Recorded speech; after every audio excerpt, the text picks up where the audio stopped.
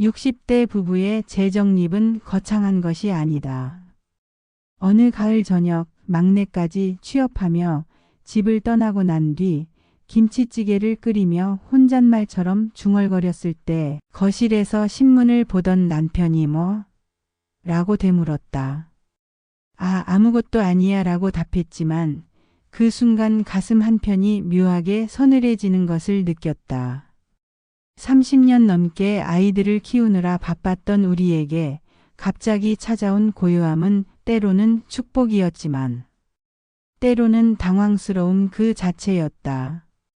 아침에 일어나 밥상을 차리면서도 이제 2그릇만 놓으면 되는구나 싶어 울컥했고 저녁이면 오늘 하루 남편과 몇 마디나 이야기했나 싶어 세어보곤 했다. 60대에 접어들면서 우리 부부가 마주한 현실은 예상보다 복잡했다.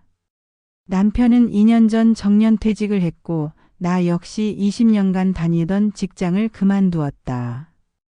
아이들은 각자의 삶을 살아가고 우리는 정말 처음으로 오롯이 둘만의 시간을 갖게 되었다. 처음 몇 달은 괜찮았다. 그동안 미뤄뒀던 여행도 다니고 함께 요리도 해보고 오랜만에 영화도 보러 갔다. 하지만 시간이 지나면서 묘한 어색함이 찾아왔다. 40년 가까이 함께 살았는데도 정작 둘만 있으니 무슨 이야기를 해야 할지 모르겠는 것이다. 남편은 하루 종일 집에 있으면서 이것저것 간섭하기 시작했다. 김치가 너무 짜다. 집안 정리를 왜 이렇게 해놨나. 어디 가려면 미리 말해줘야지. 나는 나대로 이제 와서 뭐 하나하나 참견이야. 40년간 내가 어떻게 살았는데라며 속이 뒤틀렸다. 건강에 대한 걱정도 늘어났다. 남편은 당뇨 초기 판정을 받았고 나는 무릎이 아파 계단 오르내리기가 힘들어졌다. 밤에 잠들기 전 서로의 숨소리를 유심히 듣곤 했다. 이 사람이 나보다 먼저 가면 어떻게 하지? 내가 먼저 가면 이 사람은 혼자 어떻게 살까? 같은 생각들이 꼬리를 물었다. 그런 어느 날 딸아이가 전화를 걸어왔다. 엄마, 아빠 요즘 자주 싸우시죠? 깜짝 놀라서 아니야, 왜? 라고 했지만 딸의 날카로운 통찰 앞에서는 거짓말이 통하지 않았다. 엄마 목소리 톤이 예전과 달라졌어요. 아빠도 전화 받을 때 시무룩하시고. 우리끼리 이야기해 봤는데 아마 빈둥지 증후군 같은 거 아닐까 싶어요. 빈둥지 증후군. 자녀들이 독립한 후 부모가 겪는 공허감과 우울감을 뜻하는 말이라고 했다. 하지만 우리가 느끼는 건 단순한 공허감만이 아니었다. 오히려 서로에 대해 새롭게 알아가야 하는 부담감, 그리고 이 사람과 앞으로 20년, 30년을 더 살아야 한다는 현실 앞에서의 막막함에 가까웠다. 어쩌면 우리는 그동안 서로를 제대로 바라본 적이 없었는지도 모른다. 남편은 아이들의 아버지였고 나는 아이들의 어머니였다. 아내와 남편으로서의 정체성보다는 엄마와 아빠로서의 역할이 훨씬 선명했다. 아이들이 어릴 때는 하루하루가 전쟁 같았다.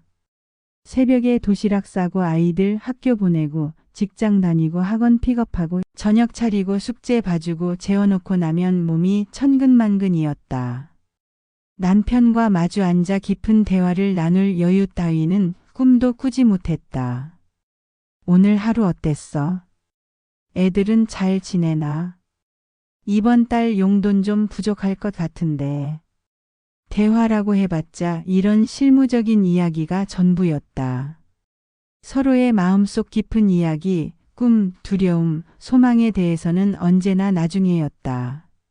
그런데 그 나중에가 이제야 찾아온 것이다. 남편을 다시 보니 낯설었다.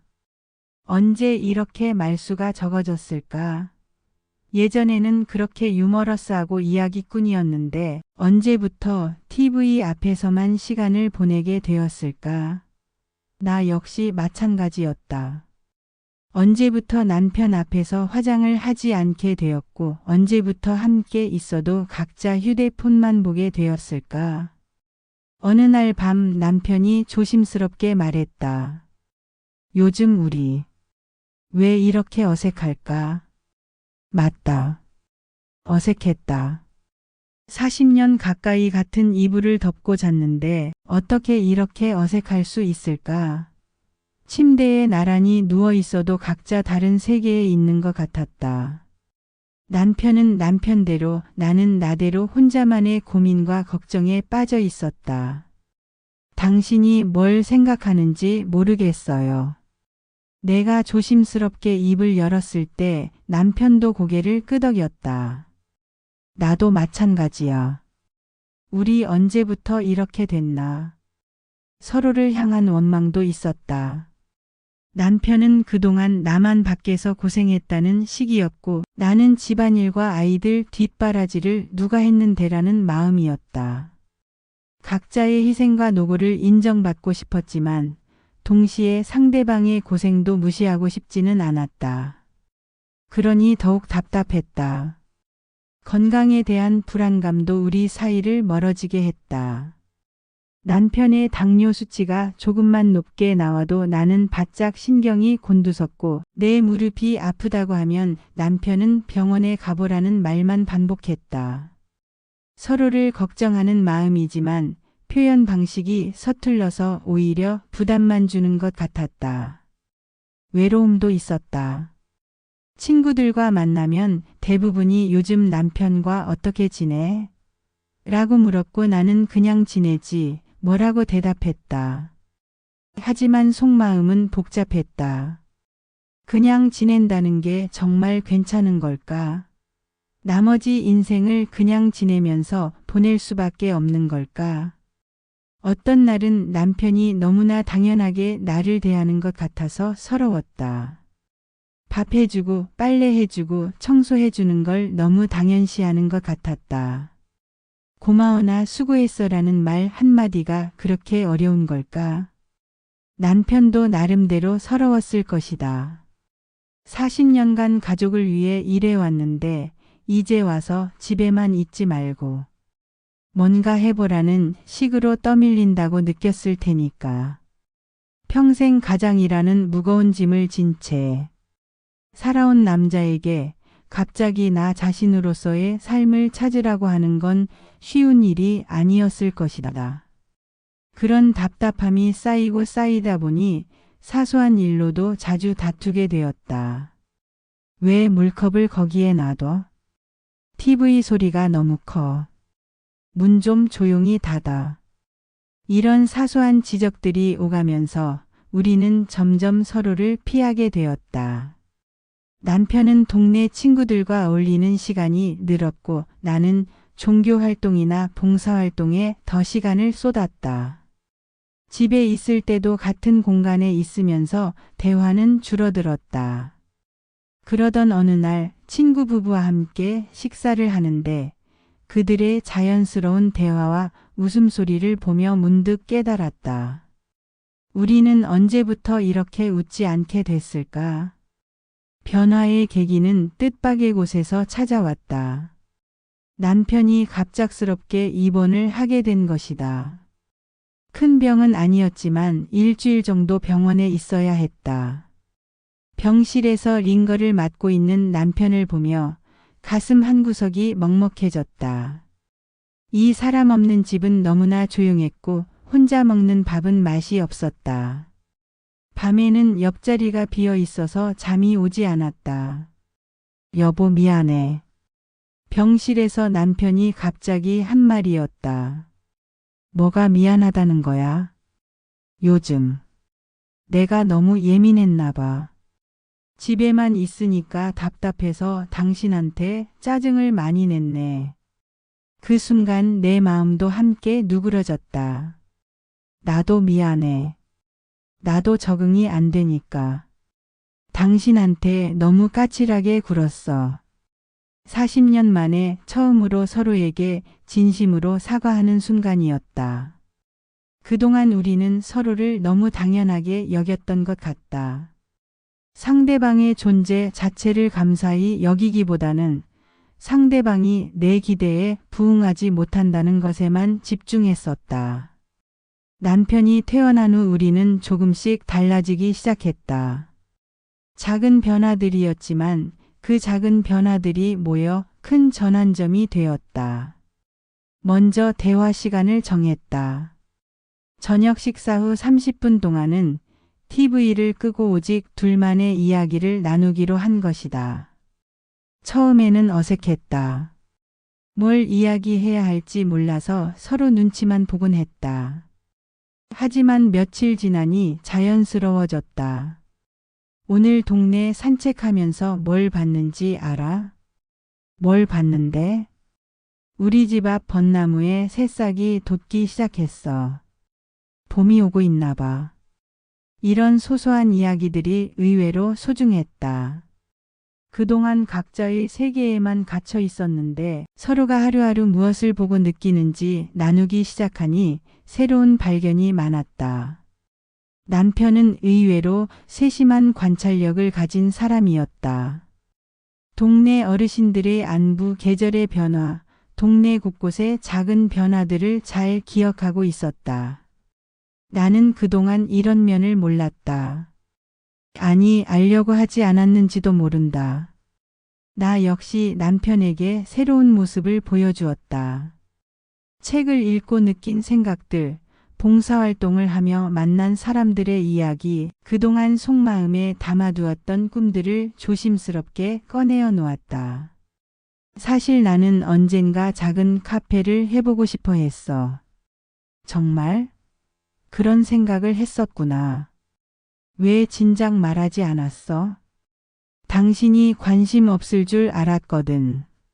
서로에 대한 오해도 많이 풀렸다.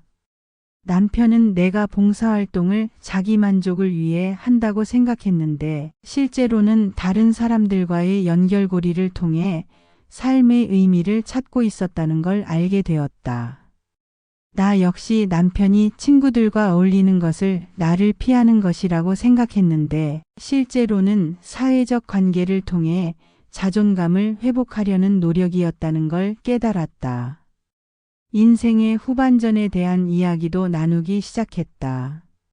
건강 관리를 어떻게 할 것인지, 취미 활동은 무엇을 해볼 것인지, 아이들과의 관계는 어떻게 유지할 것인지. 이런 이야기들을 하다 보니 우리에게 아직 할 일이 많다는 것을 깨달았다. 어느 날 남편이 제안했다. 우리 함께 뭔가 새로운 걸 배워보자. 뭘? 댄스 어때? 젊을 때 우리 춤 잘 췄잖아. 40년 전 신혼 시절 우리는 정말 춤을 잘 췄다. 디스코 세대였던 우리는 주말이면 댄스홀을 찾곤 했다. 아이들이 생기면서 자연스럽게 멀어졌지만 생각해보니 그때가 우리가 가장 가까웠던 시간이었다. 춤. 망설이다가 고개를 끄덕였다. 60대의 춤이라니 부끄럽기도 했지만 한편으로는 설레기도 했다. 문화센터에 사교 댄스 강의를 등록했다. 첫 수업날 거울 앞에 서서 서로를 바라보며 웃었다. 어색하고 쑥스러웠지만 동시에 즐거웠다. 남편의 손을 잡고 음악에 맞춰 몸을 움직이는 것만으로도 마음이 가벼워졌다. 우리 아직 늙지 않았네. 춤을 추고 난 후 남편이 웃으며 말했을 때 나도 모르게 웃음이 터져 나왔다. 정말로 우리는 아직 늙지 않았다. 몸은 예전 같지 않을지 몰라도 마음만은 여전히 젊었다. 댄스 수업은 우리에게 예상 외의 선물을 가져다 주었다.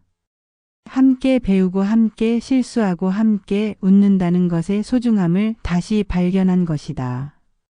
그동안 우리는 너무 진지하게 살았던 것 같다.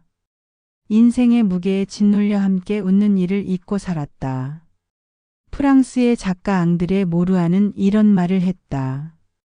성공적인 결혼 생활은 매일 사랑에 빠지는 것이되 그 상대가 항상 같은 사람이어야 한다. 우리는 이제야 이 말의 의미를 이해하기 시작했다. 결 마이너스 다시 손을 잡고 걷는 길. 그로부터 1년이 지났다. 우리 부부는 완전히 달라졌다고 말할 수는 없지만 분명히 달라졌다. 무엇보다 서로를 바라보는 시선이 따뜻해졌다. 아침에 일어나 잘 잤어? 라고 묻는 것으로 하루를 시작하고 밤에 잠들기 전 오늘도 고마웠어 라고 말하는 것으로 하루를 마무리한다. 사소한 말들이지만 이런 작은 표현들이 우리 관계에 온기를 불어넣었다. 요리도 함께 하기 시작했다. 남편은 처음에는 서툴렀지만 이제 제법 능숙하게 부침개를 부치고 찌개를 끓인다. 함께 장도 보러 다니고 함께 밥도 차린다. 40년간 내 혼자의 영역이었던 주방이 이제는 우리 둘의 공간이 되었다. 여보, 이 양념 어떻게 생각해? 소금이 조금 더 들어가면 좋겠는데. 이런 소소한 대화들이 일상을 풍성하게 만든다. 예전에는 밥 먹자가 전부였다면 이제는 함께 만든 음식에 대해 서로의 의견을 나누고 다음에는 어떻게 하면 더 맛있게 만들 수 있을지 의논한다. 건강 관리도 함께 한다. 매일 아침 30분씩 동네를 산책하는 것이 우리의 일과가 되었다. 처음에는 각자 다른 속도로 걸어서 어색했지만 이제는 서로에게 맞춰 천천히 걷는다. 걸으면서 나누는 대화는 여유롭고 평온하다. 저기 개나리 꽃이 피었네. 정말이다. 벌써 봄이구나. 계절의 변화를 함께 발견하고 동네의 소소한 변화들을 함께 관찰한다. 새로 생긴 가게, 이사간 이웃, 자라나는 나무들. 이런 것들을 함께 보며 이야기 나누는 시간이 소중하다. 댄스 수업도 계속하고 있다. 이제 제법 폼이 났다고 강사님이 칭찬해 주신다. 더 중요한 건 함께 음악에 맞춰 몸을 움직이면서 느끼는 일체감이다. 서로의 움직임을 배려하고 호흡을 맞추고 실수에도 웃으며 다시 시작하는 것. 이것이 바로 60대 부부가 함께 살아가는 방식이 아닐까 싶다. 아이들도 변화를 느꼈다. 엄마, 아빠 요즘 정말 좋아 보여요. 뭔가 특별한 일이 있었어요. 특별한 일이라기보다는 우리가 조금 달라진 것 같아. 어떻게 달라지셨는데요? 글쎄, 서로를 더 자세히 보게 된 것 같아. 그리고 고마워하게 된 것 같고, 정말로 감사하는 마음이 생겼다. 이 사람이 내 옆에 있다는 것, 함께 늙어간다는 것, 서로의 변화를 지켜본다는 것. 이 모든 것이 감사하다. 물론 여전히 다투기도 한다. 성격이 갑자기 바뀔 수는 없으니까. 하지만 다투는 방식이 달라졌다. 예전에는 상대방을 이기려고 했다면 이제는 문제를 함께 해결하려고 한다. 그리고 화가 나도 하루를 넘기지 않는다. 우리 이제 화해하자. 응, 나도 좀 심했네. 이런 식으로 금세 화해한다. 60대가 되니까 깨달은 것이 있다. 인생이 너무 짧다는 것이다. 사랑하는 사람과 다투며 보내기에는 남은 시간이 너무 소중하다. 미래에 대한 계획도 함께 세운다. 건강이 허락하는 한가고 싶은 여행지들, 함께 해보고 싶은 활동들, 손자 손녀들과 만들고 싶은 추억들. 이런 것들을 계획하다 보면 마음이 설렌다. 우리 제주도 한 달 살기 어떨까? 좋은 생각이네. 바다 보면서 느긋하게 지내고 싶어. 이런 대화를 나누면서 우리는 아직 함께 할 일이 많다는 것을 실감한다. 60대라고 해서 인생이 끝난 것이 아니다. 오히려 이제부터가 진정한 우리만의 시간이다. 시인 유시화의 시 구절이 떠오른다. 사랑한다는 것은 서로를 바라보는 것이 아니라 함께 같은 곳을 바라보는 것이다. 이제야 우리는 같은 곳을 바라보고 있다. 남은 인생을 함께 행복하게 살아가겠다는 그 같은 꿈을 바라보고 있다. 어젯밤 침대에 누워서 남편이 말했다. 여보, 우리 참 잘 살고 있는 것 같아. 응, 나도 그래. 앞으로도 잘 살 수 있을까? 그럼 당연하지. 그리고 우리는 서로의 손을 잡았다. 주름지고 거칠어진 손이지만 여전히 따뜻했다. 이 손을 잡고 남은 인생을 함께 걸어갈 생각을 하니 마음이 든든했다. 60대 부부의 재정립은 거창한 것이 아니다. 서로를 다시 바라보고 감사하며 작은 것부터 함께 시작하는 것이다. 그리고 가장 중요한 것은 우리는 아직 끝나지 않았다는 희망을 품는 것이다. 우리의 사랑 이야기는 아직 진행 중이다. 60대에 시작된 새로운 시작의 사랑이 어떤 내용으로 채워질지 우리 스스로도 궁금하다. 하지만 확실한 건 하나다. 서로의 손을 꼭 잡고 함께 걸어갈 것이라는 것이다. 젊은 연인들의 사랑이 불꽃처럼 타오르는 사랑이라면 60대 부부의 사랑은 온돌처럼 은은하고 따뜻한 사랑이다. 화려하지 않아도 깊고 뜨겁지 않아도 꾸준하며 요란하지 않아도 진실하다. 이 글을 읽는 모든 60대 부부들에게 전하고 싶다. 아직 늦지 않았다. 아직 시작할 수 있다. 서로의 손을 다시 잡고 새로운 이야기를 써 내려갈 수 있다. 혹시 이 글을 읽으시면서 우리도 그렇다, 우리도 변할 수 있을까? 하는 생각이 드셨다면 그것만으로도 변화의 첫걸음을 내디딘 것입니다. 많은 분들이 이런 이야기를 나누고 싶어 하신다는 걸 느낍니다. 댓글로 여러분만의 60대 부부 이야기를 들려주세요. 어떤 어려움을 겪고 계신지, 어떤 변화를 시도해보고 계신지, 혹은 이미 경험하신 소중한 깨달음이 있다면 함께 나눠주시면 좋겠습니다. 서로의 경험이 또 다른 부부들에게 희망과 용기가 될 수 있을 테니까요. 그리고 이런 따뜻한 이야기들이 더 많은 분들께 전해질 수 있도록 공감하셨다면 좋아요로 마음을 표현해 주시고 주변의 동년배 부부들에게도 공유해 주세요. 혼자서는 어려운 변화도 함께하면 가능하다는 것을 우리 모두가 증명해 나갔으면 합니다. 앞으로도 60대, 70대의 진솔한 삶의 이야기들을 계속 전해드릴 예정입니다. 구독 알림을 설정해 두시면 여러분과 같은 길을 걷는 동년배들의 지혜와 경험담을 놓치지 않고 만나보실 수 있을 거예요. 결국 우리에게 필요한 건 거창한 변화가 아닙니다. 매일 아침 잘 잤어? 라고 묻는 것, 저녁에 오늘 고생 많았어 라고 말하는 것, 서로의 손을 잡고 천천히 산책하는 것. 이런 작은 실천들이 모여 큰 변화를 만들어냅니다. 60대의 우리에게는 아직 시간이 있습니다. 사랑할 시간, 웃을 시간, 함께할 시간이 충분히 있습니다. 그 소중한 시간을 서로를 원망하며 보내지 말고 서로를 더 깊이 사랑하며 보냈으면 합니다. 마지막으로 오늘 밤 잠들기 전에 옆에 누운 배우자에게 이렇게 말해보세요. 여보 고마워. 그리고 사랑해. 그 한마디가 새로운 시작이 될 것입니다.